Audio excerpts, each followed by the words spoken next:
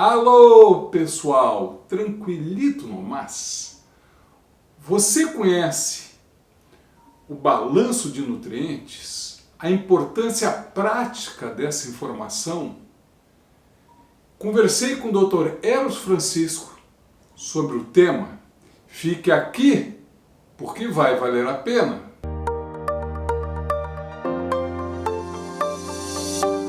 Pessoal, eu estou aqui com o Dr.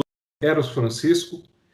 Ele é formado como agrônomo em 1998, na Exalc de Piracicaba, onde também fez mestrado em fitotecnia e doutorado em solos pela mesma universidade.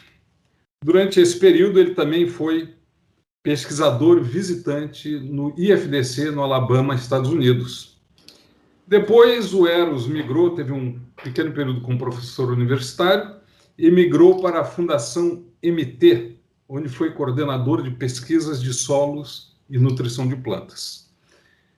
Depois dessa passagem pela Fundação, o Eros foi do IPNI, foi um instituto muito importante no Brasil, que todos conhecem, foi diretor adjunto para a região do Cerrado. Atualmente, ele é consultor e temos o enorme prazer de ter o Eros aqui para nós falarmos sobre balanço de nutrientes. Eros, muito obrigado pela sua participação. Eu tenho certeza que a sua contribuição vai ser imensa para todos essa comunidade já de algumas milhares de pessoas do canal Adubos e Adubações. Então vamos já para a primeira pergunta, para as suas considerações. Qual é a definição de balanço de nutrientes para uma determinada cultura? Nelson, muito obrigado pela entrevista aqui, por participar do seu canal Adubos e Adubações. É um canal bastante importante, leva muita informação, informação científica. Nós temos que tratar essa questão com uma seriedade que ela merece e levar a informação para aqueles que precisam de uma maneira bastante honesta e profissional. Então, parabéns pelo trabalho que você faz. Bem, quando a gente fala de balanço de nutrientes, né, esse é um conceito que é relativamente novo entre os agrônomos, né, entre aqueles que precisam levar um pouco mais a fundo o entendimento sobre como que os nutrientes se comportam, não só numa cultura, mas dentro de um sistema. Então, balanço de nutrientes é quando a gente contabiliza a adição, ou seja, a adubação em uma determinada área e a exportação de nutrientes daquela área, né? Isso a gente pode fazer num único campo, como a gente pode fazer por região, por estado ou até por país. Nós, quando estava no IPNI, em companhia do colega José Francisco da Cunha, a gente ajudou a elaborar o balanço de nutrientes para a agricultura brasileira. Então, a gente tinha essa preocupação de entender o balanço de nutrientes a nível nacional, estadual e por culturas. Por que o balanço de nutrientes é importante? Porque com esta ferramenta, a gente pode saber se nós estamos minerando o solo, ou seja, consumindo a fertilidade do solo, ou se nós estamos superadubando um sistema e talvez podendo incorrer em baixa eficiência ou até perdas desnecessárias. Então, a gente pode falar sobre isso também, né? Mas o balanço de nutrientes é exatamente isso, é contabilizar a entrada e a saída de nutrientes de um sistema. Eros, e na prática? Como o produtor pode trabalhar com isso? Como ele pode executar esse trabalho na propriedade dele para que ele tenha bons resultados na aplicação de fertilizantes e ser eficiente? Esse é um cálculo relativamente fácil de se fazer, Nelson. O produtor ou o agrônomo pode utilizar uma tabela já definida da concentração de nutrientes naquela cultura de interesse. Nós temos aí os diversos boletins e até outros informes, né, outras publicações que ele pode identificar qual a concentração de nitrogênio, fósforo, potássio, cálcio e todos os nutrientes no produto colhido, quer seja o grão ou parte da planta, e pode elaborar uma simples tabela no Excel, contabilizando a adubação que ele fez de cada nutriente e a exportação em função da produtividade obtida.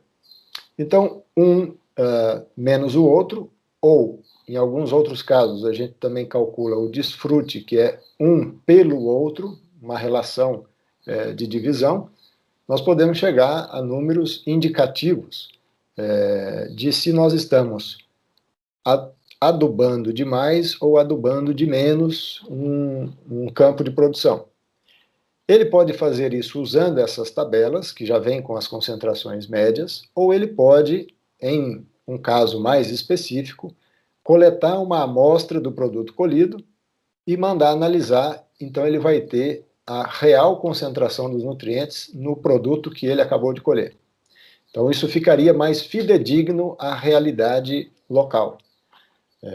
Se a gente utilizar uma tabela, a gente vai estar utilizando uma média, né, de várias amostragens, que não necessariamente representa aquela especificidade local desejada. Mas isso é muito simples. Se eu estou falando de soja ou de milho, eu pego uma amostra de grãos colhida, mando analisar e venho lá o laudo e eu uso aquela concentração para estimar a exportação. Não estimar, melhor dizendo, calcular a exportação daquela área de produção. Eros, quais seriam os números razoáveis ou ideais para considerarmos os balanços nutrientes, por exemplo, do NPK? Boa pergunta, Nelson. Esses números devem servir como uma referência, como um balizamento para possíveis tomadas de decisão no manejo futuro, né? O ideal, o número ideal, seria 1 ou 100 se a gente fizer a conta percentualmente, né? Ou seja, eu adiciono 100 quilos de nitrogênio e exporto 100 quilos de nitrogênio. Por que esse seria o número ideal? Porque significaria o balanço zero de entradas e saídas. Eu consigo esse número ideal? É possível que sim, mas desde que eu trabalhe num solo que já está estável em termos de fertilidade. Então, o que eu adiciono é o necessário para repor a minha exportação. Não mais, porque eu posso incorrer em custo, né, e uma possível perda, e não menos, porque eu posso estar degradando a fertilidade do meu solo. Né? Então, o número ideal seria esse. Esse é o número que acontece na prática? Não, esse não é o número que acontece na prática. Na prática, nós temos uma variação muito grande desses números. Por exemplo, no último balanço que nós publicamos, em 2018, que está no Boletim Informações Agronômicas do antigo IPNI, nós fizemos o período a nível nacional de 2012 a 2016. E se a gente considerar para nitrogênio, fósforo e potássio, nós vamos ver que o desfrute, ou esse percentual de saída em relação à entrada, ficou na ordem de 60% para nitrogênio, 50% para fósforo e 75% para potássio. Então a gente vai tentar entender esses números. Isso considerando toda a agricultura brasileira, 18 culturas que o IBGE e a Conab reportam de produção. 75% de aproveitamento, entre aspas, do potássio, significa um número relativamente bom, se a gente considerar todas as culturas. Ou seja, de cada 100 quilos adicionado, nós estamos aproveitando 75 para exportação. Então, o nosso sistema está ficando com 25%. Bom, o sistema ficar com 25% pode representar algumas coisas. Por exemplo, a gente pode estar crescendo a fertilidade do solo em potássio, porque ele está sendo armazenado no solo. Se eu abaixar demais esse número, ou seja, se eu adicionar muito mais potássio e exportar a mesma quantidade, pode ser que eu esteja incorrendo numa outra possibilidade, que é a perda desse nutriente. eu posso estar sofrendo muita lixiviação e, com isso, eu abaixo a eficiência de aproveitamento desse nutriente, né? Então, para algumas culturas, essa taxa de aproveitamento ela está muito boa. Ela está por volta de 100%. Qual a melhor cultura que nós temos? A soja. Coincidentemente, as adubações de soja para potássio coincidem muito proximamente com a taxa de exportação. Então, nós somos relativamente bastante eficientes no que diz em relação a potássio para a soja. Agora, se nós pegarmos para o algodão, por exemplo, né, nós não temos essa mesma proximidade do ideal que é para a soja. A gente pegar algodão, a gente fica na casa de 70%, ou seja, já aumentamos bastante a quantidade aplicada em relação à exportação. Para milho, na casa de 60%. Isso a nível nacional, né? Isso a nível nacional. Então, a soja tem um aproveitamento muito bom de potássio. Mas, em relação a fósforo, a soja não é nenhum bom exemplo para isso. A soja, a nível nacional, tem uma taxa de aproveitamento, calculada através do balanço, de 50%. Isso significa que nós estamos adubando o dobro do que a exportação acontece, do que a exportação leva embora de fósforo das lavouras. Tem explicação para isso? Tem. Nós estamos num país de solos tropicalizados, com alta taxa de fixação, né, com uma baixa eficiência de aproveitamento desse nutriente, e por isso nós temos que adubar mais para que sobre mais nutriente para a planta. Acontece que, se a gente pegar grande parte das lavouras de soja do Cerrado hoje, e da região sudeste também, a fertilidade já subiu. E nós já temos concentração suficiente no solo para providenciar próximo de 100% do potencial produtivo, ou pelo menos acima de 90%, para que a gente considere o solo adequado para a produção. Então, isso significa que as dosagens de fósforo já deveriam sofrer uma redução, porque a literatura agronômica nos informa isso e nos ensina na academia, que acima de 90% do potencial produtivo, eu não preciso ter uma adubação de correção, eu já faço uma adubação de manutenção. E se eu estiver acima desses teores, eu já faço uma adubação de reposição. O que é adubação de reposição? Se não repor no solo o que a exportação remove. Então, as dosagens de fósforo, no caso da soja, deveriam estar na faixa de 50 a 60 quilos de P2O5, e não 100, 110, 90 quilos de P2O5, como ainda é muito utilizado em várias áreas, né? Nitrogênio, a gente não vai falar isso para a soja, porque a soja, ainda bem, conta com a fixação biológica de nitrogênio. Então, essa conta não faz muito sentido, né, em termos de taxa de aproveitamento. Mas para milho, a nível nacional, a gente estava na casa de 65%, ou seja, a gente não estava aproveitando 100% do milho, do nitrogênio que a gente aplica no milho. Então, isso pode dizer-se que há um mau aproveitamento do nitrogênio nas lavouras de milho, né? Se a gente lembrar que a principal fonte de nitrogênio no mercado brasileiro é a ureia, então a gente já entende que parte desse baixo aproveitamento vem das condições agronômicas de aplicação desse fertilizante, que é o fertilizante que mais sofre perdas por volatilização, né? Então a gente já entende por que esse número está um pouco baixo, né? Então, a gente depois pode colocar aí no link do vídeo, ou, né, deixar à disposição dos ouvintes aí, dos seus telespectadores, a gente colocar essa publicação, o link da publicação aí, para que o pessoal veja exatamente cultura por cultura, estado por estado. Tem estado em que os números são muito ruins. Por exemplo, o estado do Acre, né? Se a gente fizer o balanço no estado do Acre, vai dar um balanço extremamente negativo. Por quê? Porque não há adição. Há muita remoção por exportação, mas não há adição. Então fica um balanço bastante negativo. Há outros estados que já têm uma adubação mais bem estabelecida, e aí então o balanço fica mais favorável. Eros, eu me lembro que nesse estudo o café era uma cultura com muitos problemas quando você lia o estudo. Será que você pode falar um pouquinho sobre isso, hein? Sim, Nelson. Realmente há particularidades de cultura para cultura, né? O café é uma planta perene e ela precisa desenvolver toda a sua estrutura, né?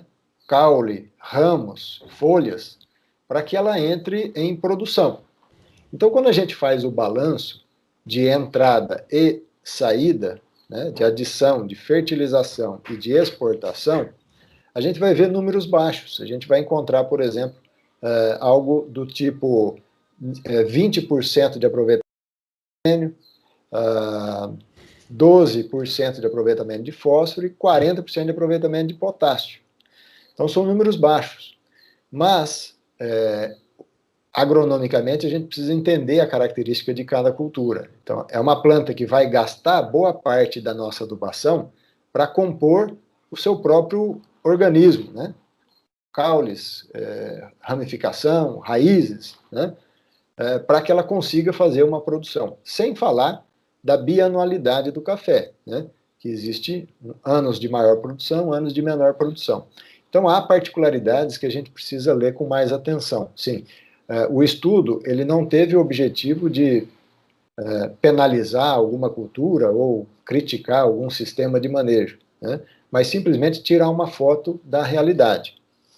Agora, 10% de aproveitamento de fósforo na cultura do café, como mostrou o estudo, né, já nos acende uma luz meio amarela aí, né? Então, realmente pode haver essa característica de formar o corpo da planta para depois produzir, mas também pode indicar que as dosagens estão um pouco elevadas, né? Então, a gente sabe que em algumas regiões ainda é comum doses de fósforo de 200 quilos de P2O5 por hectare, 250 quilos de P2O5 por hectare. Então, de repente, nos talhões, né, ou nas regiões em que a fertilidade já subiu, essas dosagens podem ser reduzidas. Esse estudo que a gente está deixando aqui disponível na descrição do vídeo, num link, ele mostrou uma fotografia geral. Mas seria muito interessante que em propriedades rurais se fizesse a mesma metodologia, porque aí seria local e específico para aquela propriedade. Você concorda com essa ideia? Perfeitamente, Nelson. Eu acho que isso é uma ferramenta que todo produtor, todo agricultor, deveria ter o interesse de confeccionar para a sua fazenda, para a sua propriedade.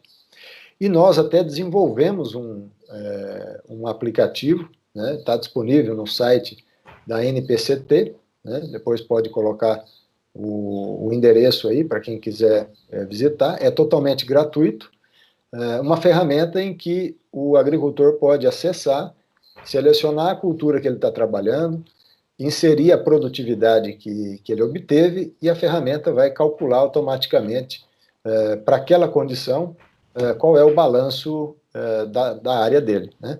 Vai fazer a estimativa da exportação e, através da informação de adubação, demonstrar qual o número de balanço.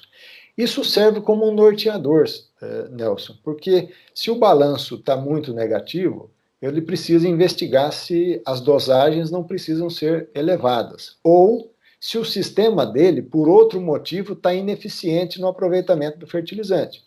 Vamos colocar um exemplo? O exemplo de enxofre, que é um nutriente que tem uma dinâmica diferente de fósforo no solo. Sofre mais com a lixiviação e tende a se acomodar num perfil mais baixo, né, do solo, que talvez a raiz da planta não atinja por conta de outros problemas, como é o caso da compactação, por exemplo, né? Então você faz uma amostragem de solo e você percebe que há enxofre presente no solo, em quantidade satisfatória, mas às vezes ele está numa camada de 20 a 30, ou de 30 a 40 centímetros. E você tem um sistema radicular confinado nos primeiros 15 centímetros de solo. Então você vai ter problema de absorção de enxofre. Mas não é porque não tem enxofre no seu solo, é porque a raiz não está chegando, a boca da raiz, a boca da planta, né, como diria o professor Witt, a boca da planta não atinge, não consegue comer esse nutriente, né, não consegue absorver o enxofre. Então, pode ser um norteador de mudanças no manejo do solo, para que a gente consiga melhorar a taxa de desfrute ou o aproveitamento do nutriente.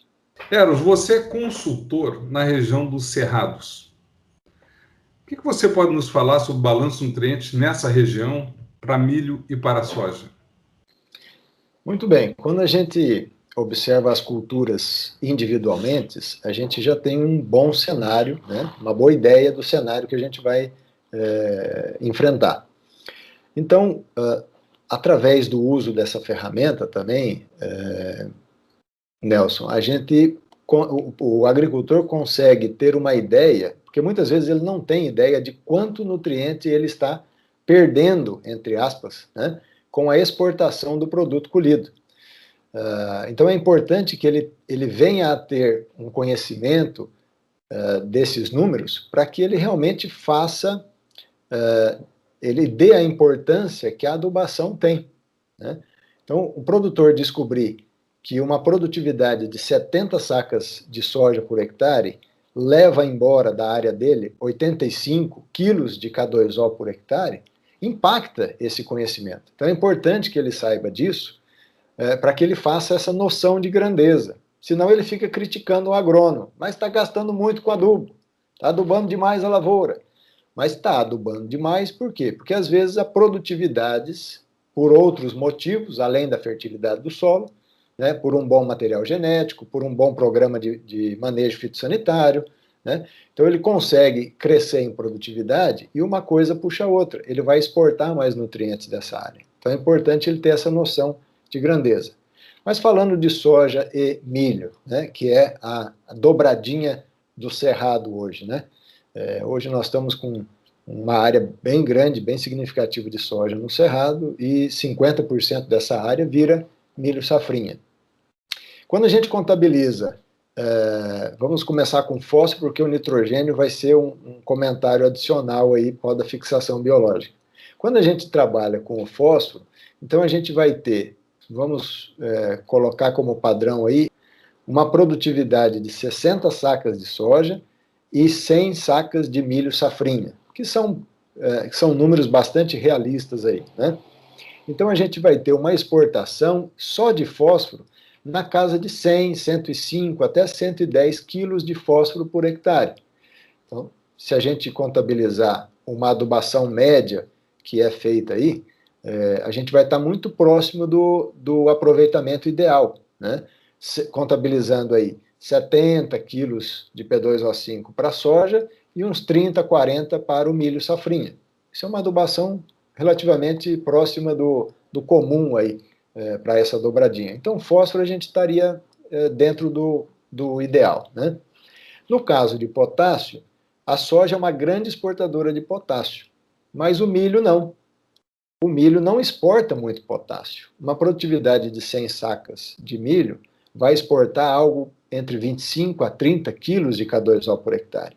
Só que a soja de 60 sacas vai exportar algo entre 80 a 85 quilos de K2O. Então nós estamos falando de uma remoção, né, de uma exportação de 110 a 120 quilos de K2O por hectare.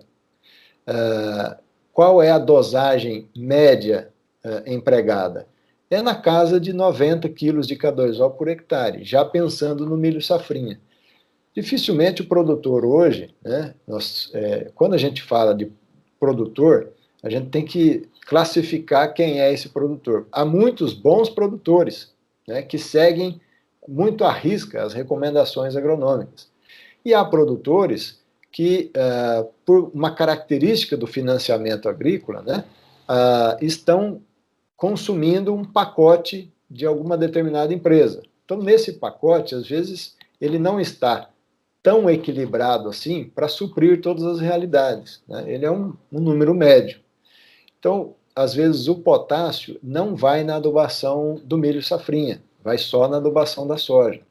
Então, se a gente ficar com um degrau aí de 20 a 30 quilos de K2O para o solo suprir o milho safrinha, se a gente acumular 10 anos, a gente está falando de 300 quilos de K2O. Isso pode impactar nas adubações futuras, né? Então, fósforo e potássio nessa realidade. E o nitrogênio? O nitrogênio é o grande gargalo hoje, Nelson. Nós estamos diante de algo que nós não temos um número muito correto para nos nortear. Por que eu estou falando isso? Porque nós não temos, a nível atual, né, estudos bastante criteriosos mostrando qual é a real contribuição da fixação biológica do nitrogênio para a exportação da soja. Nós podemos fazer ilações, mas nós não temos números reais do que realmente está acontecendo numa dobradinha soja-milho, numa soja solteira, numa condição de solo compactado, numa condição de solo encharcado, numa condição de altíssimas produtividades, né? Então, nós estamos um pouco no escuro em qual é o tamanho da contribuição da fixação biológica de nitrogênio para a exportação da soja.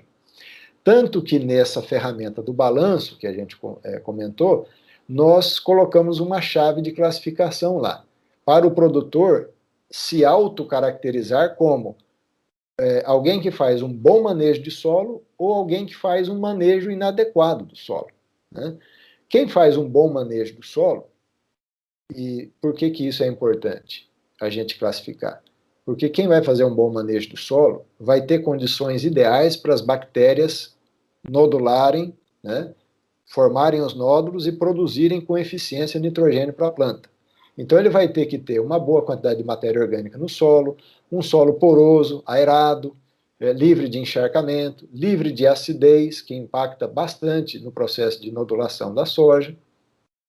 Então, nessas condições, nós caracterizamos lá na ferramenta que 100% do nitrogênio exportado virá da fixação biológica. Só que num manejo de solo em que o solo está compactado, há problema de encharcamento, há problema de aeração das raízes, há problema de acidez, então nós entendemos que aí tem que haver um pagamento de pedágio. Então nós colocamos que 80% apenas, né, um degrau de 20%, 80% do nitrogênio fixado, do nitrogênio exportado, vem da fixação biológica. Então 20% vai ter que vir do solo.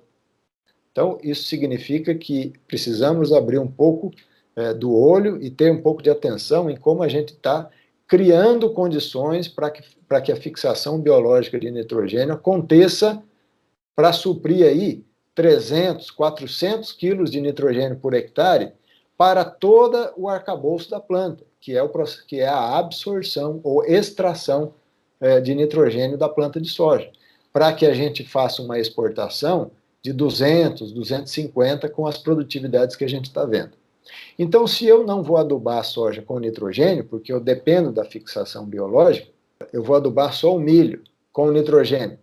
Então, se eu trabalhar com uma dose aí de 60 a 80 quilos de nitrogênio por hectare, e exportando, né, de nitrogênio só no milho essa mesma quantidade, né, por volta de 70 a 80 quilos de nitrogênio, isso para essas produtividades de 100 sacas por hectare, Nelson. Porque se a gente for para essas produtividades que vários produtores estão conquistando, de 140, 160 sacas por hectare, a minha exportação de nitrogênio vai a 120 quilos de nitrogênio por hectare. Aí fica a pergunta, quem hoje realmente coloca o necessário para a exportação de nitrogênio no milho safrinha de alta produtividade? 120 quilos de nitrogênio é uma adubação bastante significativa para essas áreas.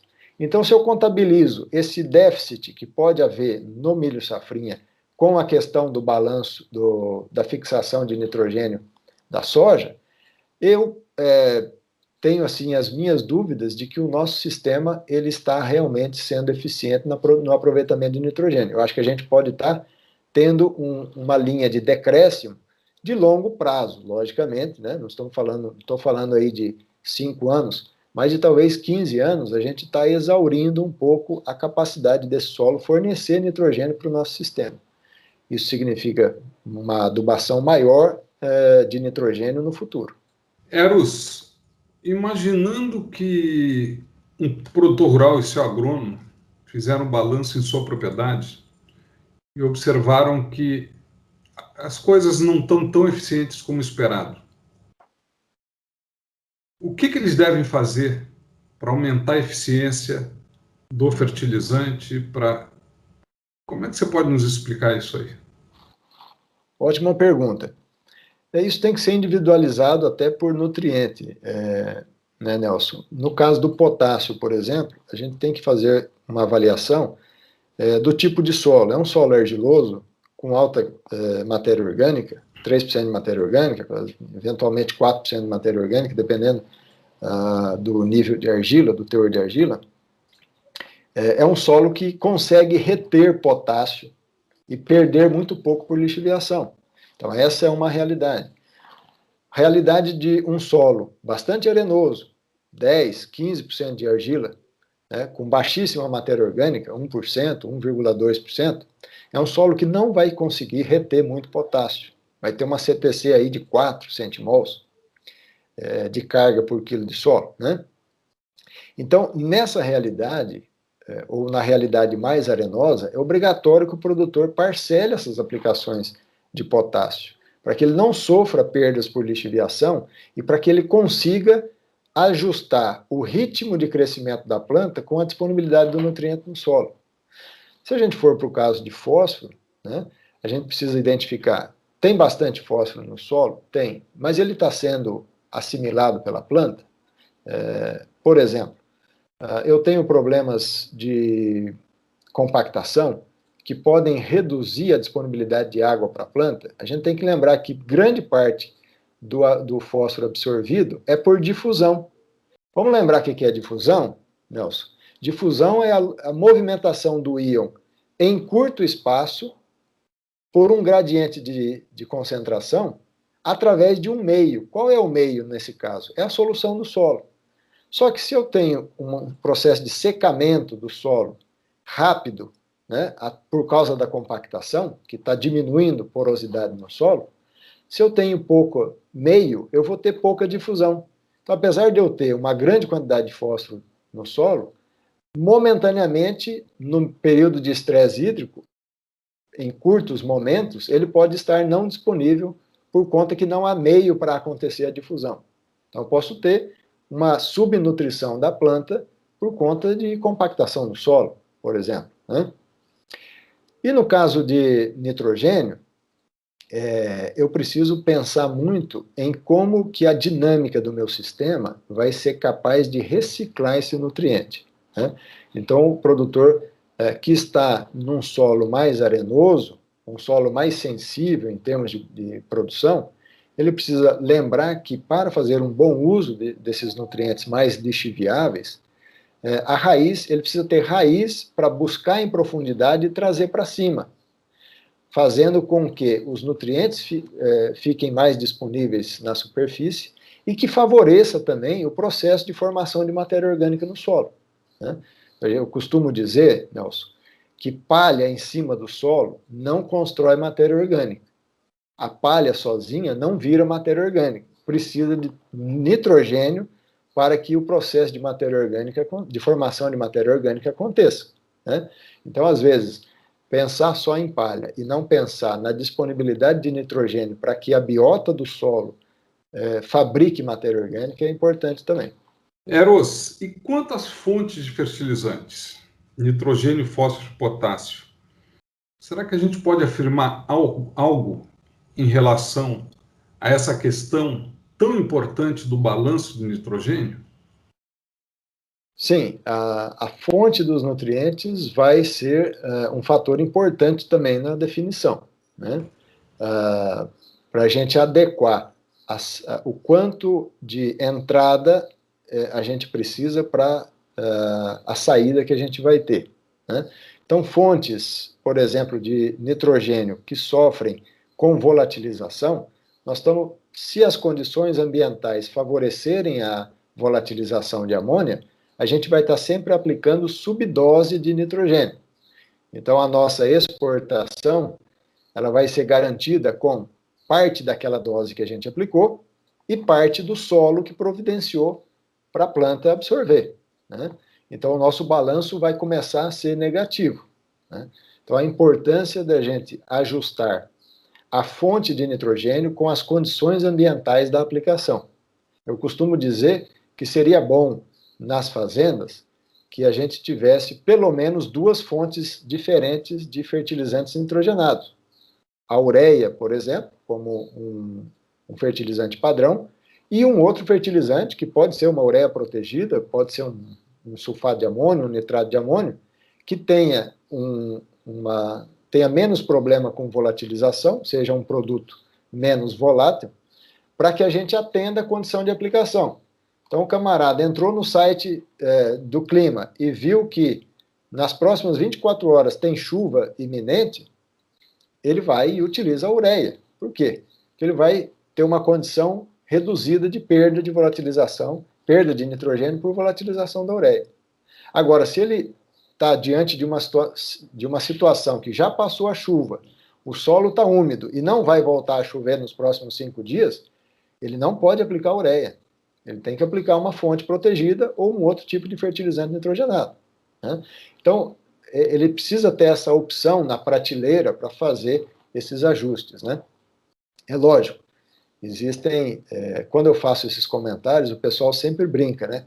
É porque você não tem 1.000 hectares de lavoura para aplicar nitrogênio, porque é uma confusão fazer isso dentro da propriedade, né? E geralmente o timing é muito importante para isso. Mas é uma dica que aqueles que conseguem fazer podem fazer. No caso de potássio, né, a gente tem aí uma pouca variação de fontes, né? Há outras fontes de potássio que não seja o cloreto de potássio, como há o sulfato de potássio, o nitrato de potássio, mas pensando em adubações a nível muito amplo, né, de grandes áreas, fica um pouco caro você mudar a fonte de potássio. Então, o ajuste no potássio é mais com o parcelamento, né? E, lógico, evitar doses exageradas, né? Se a gente olhar todos os trabalhos que medem lixiviação de potássio, a gente vai ver o seguinte, que a lixiviação é maior quanto maior a dose aplicada. Então, se eu vou aplicar uma dose de KCl, 300 quilos de KCl por hectare, eu estou dando margem às perdas, né? Então, eu preciso fazer um ajuste agronômico para que eu perca menos e que eu não seja o influenciador dessa perda, né? Essa é uma questão de inteligência para aqueles que vão tomar essa decisão. No caso de enxofre, por exemplo, a gente pode ter, a gente tem aí um leque maior do que o potássio, né, de fontes para tomar a decisão de qual utilizar, né? Agora, se eu preciso de enxofre na veia, como diria também o professor Witt, eu preciso de enxofre prontamente disponível, a uma condição de carência de enxofre no solo, eu tenho que contar com uma fonte de enxofre sulfato, porque é aquela que vai me dar absorção imediata para a planta. Agora, se o meu solo tá bom de enxofre e eu não preciso de uma injeção na veia, eu só vou repor, né, o meu exportado, eu posso abrir mão, né, e fazer uma adubação com uma fonte parcialmente elementar, parcialmente sulfato, ou eventualmente totalmente enxofre elementar, pensando em longo prazo, porque eu não preciso do nutriente no curto prazo, né?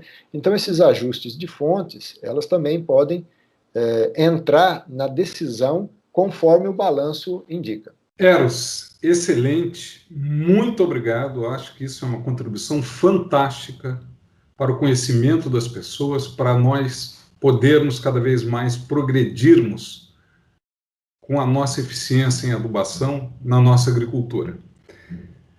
Como sempre, não é? Eu tenho certeza que você passou informações valiosíssimas para milhares de pessoas que assistem o canal Adubos e Adubações. E gostaria de te pedir se você tem alguma consideração a mais a fazer sobre esse assunto. Olha, Nelson, eu que quero agradecer a você a oportunidade de contribuir, né? Sempre para mim foi um prazer contribuir com eventos, com entrevistas, com material informativo, porque realmente, na prática, há muita informação no mercado, né? E a gente precisa sentar um pouco e tomar uma decisão mais dentro da agronomia café com leite, né? Da agronomia arroz com feijão, né? O básico nunca fez mal a ninguém, né? A canja de galinha nunca fez mal a ninguém, e a agronomia básica também não vai fazer mal, né? Então, agradeço bastante a sua entrevista. Parabenizo você pela iniciativa, né, de estar se dedicando a fazer esse canal, e desejo também sucesso aí nas suas novas atividades. Eros, muito obrigado. Grande abraço para você.